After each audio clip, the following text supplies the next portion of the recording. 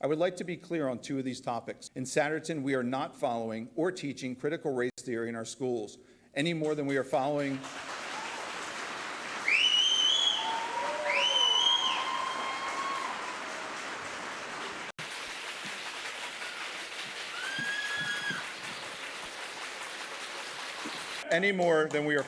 or teaching Marxism or communism. Caitlin Durstein, Telford, PA, parent in the Souderton School District. I've heard for the last two school board meetings concerns, again, about equity. I felt it would be very relevant to state that I have an international studies degree. My geographic focus was the Middle East and Africa. I've learned the development of African nations. I participated in African drum and dance. For over a decade, I've worked for a nonprofit focusing on the Middle East and Jewish and Arab relations. Spent 6 years of my childhood growing up in the inner city. Okay, latchkey kid. I knew firsthand what racism is. Several times in my childhood, I was attacked for the color of my skin, the color of my hair. One time included when I was just 9 years old, being knocked unconscious after two boys took a rock to my head. Nearly every day in middle school, I endured racial slurs, derogatory terms, and harassment. It was by no means easy. At the same time, I also had friends of every color. I had Asian friends, black friends, white friends, mulatto friends, Hispanic friends. Hi, my name is Ashley Peterson. To why there was a gap in these test scores. It turns out that our Latin American community is largely ESL, which means, of course, it will be more challenging to take a standardized test written in English.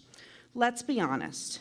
Native English speakers can barely understand those questions, and it's not uncommon for a child to do well, excuse me, in their classes, but simply not test well.